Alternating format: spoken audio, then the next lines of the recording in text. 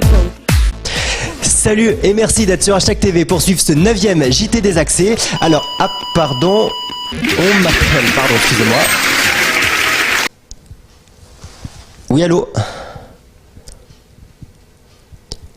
Une chronique des accès tous les dimanches soirs sur Afficia à propos de The Voice. Bah j'arrive, à tout de suite. You feel house music. We feel house music, music, music, music, music, music, music, music, music, music. On se retrouve donc sur Afficia, alors en fait c'est un peu la même chose, il y a juste le nom qui change. Et ce sera comme ça après chaque prime de The Voice et tout le long de l'émission. Alors je vais vous dévoiler un petit peu les offs. En fait Afficia m'a demandé de faire quelque chose qui soit jeune.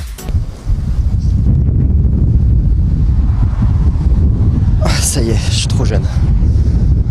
Moderne.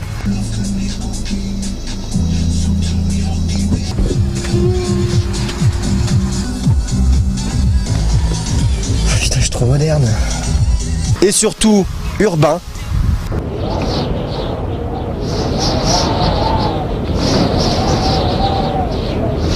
Et maintenant que tous les ingrédients sont réunis, on peut désaxer The Voice, c'est parti. Alors la première constatation déjà que l'on peut faire après ces premiers primes de cette nouvelle saison de The Voice, c'est que TF1 a définitivement décidé de se séparer de Jennifer. Alors pourquoi? Parce qu'en fait, depuis 2 ans, ils ont décidé de mettre une chanteuse dans le jury. Pour parler plus précisément des candidats, la semaine dernière vous avez déjà pu découvrir la jolie voix de Mood, une nana un peu perchée. Attends, Mood? Non mais je pense que quand tu prends un pseudo comme ça, c'est que tu dois vraiment avoir un prénom de merde.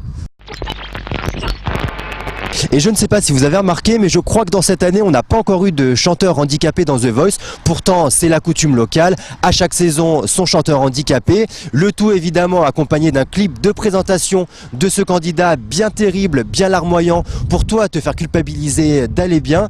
Et moi, je pense plutôt que le jour où on arrêtera justement d'appuyer sur le handicap de ces gens dans ces clips de présentation et que finalement on les regardera comme des chanteurs lambda, c'est là où on leur rendra service.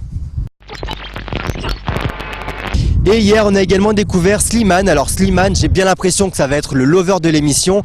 Et sa prestation sur une chanson de Vita a ému Florent Pagny presque aux larmes. Mais là je me pose une question, est-ce que c'est vraiment sa prestation qui a ému Florent Pagny? Ou Florent Pagny anticipe-t-il déjà le fait que Slimane va se retrouver dans la 37e saison des Anges? C'est possible. Oh pis Garou là, tu sais, avant de partir, j'avais un mot à te dire. Alors vraiment, je suis désolé si mon accent il a un peu de merde là, mais je fais ce que je peux. La semaine dernière, tu nous as encore envoyé une chanteuse de son pays là, qui chante très bien. Et tu sais que nous en France, quand on allume le radio, c'est Kenji là, Louane là, qui chante comme ça toute la journée. Et pour nous, de voir des gens de tant de talent comme ça de ton pays, c'est frustrant.